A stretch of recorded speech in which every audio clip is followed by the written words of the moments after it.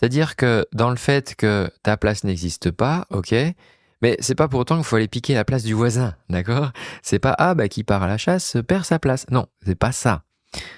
C'est pas parce que le père biologique est séparé de la maman qu'il a perdu sa place. Enfin, toi, c'est pas de cet ordre-là. Donc, ça serait un bon moyen, je pense, de se planter. Ça serait d'essayer de dire, bon, bah, vu que moi, j'ai pas de siège, je vais piquer le siège du voisin. Non. L'idée, c'est vraiment que tu puisses te créer une place à toi, une place qui soit unique, une place qui soit complémentaire. Et dans le système familial, ça va être intéressant de voir comment les coparents vont créer en fait une dynamique familiale qui peut profiter du coup aux enfants. On fait un petit goûter et on a créé une relation, des moments privilégiés hors normes. Pourquoi? Parce qu'ils n'étaient pas avec leur maman et ils n'étaient pas avec leur papa.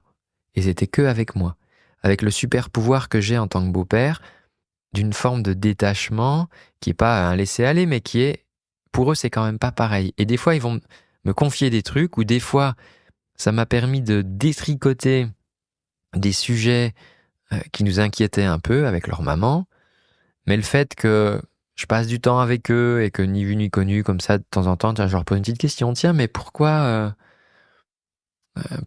ça? Et quand tu perds un proche, il y a quelque chose qu'on peut jamais t'enlever, ce sont les souvenirs.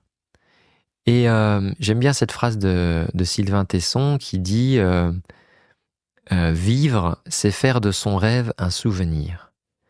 Et ça, je crois que c'est un des plus beaux cadeaux que tu peux faire avec les enfants et que tu peux te faire toi, c'est de se créer des souvenirs ensemble.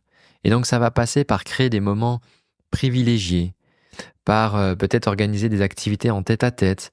Antoine, c'est pas une question d'argent, je vais t'emmener forcément dans un super parc d'attractions ou quoi. Non, non, mais c'est juste d'avoir un temps privilégié, sanctuarisé, et d'utiliser ces moments-là pour développer la confiance, pour créer de la communication, et surtout de se créer des souvenirs à travers des blagues, des histoires qu'on a lues ensemble, à travers des anecdotes, à travers des même comment dire, des avaries, quoi. Je veux dire, ah bah, tu te souviens, le coup, on était allé chez le glacier, et puis ta glace, elle est tombée sur tes chaussures, et puis oh là là, t'avais beaucoup pleuré ce jour-là, je m'en souviens. Ah oui, j'avais beaucoup pleuré, bon.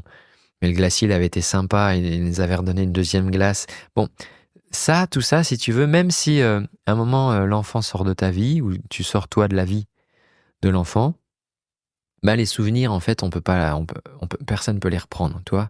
Je veux dire, un huissier peut venir te saisir ta voiture,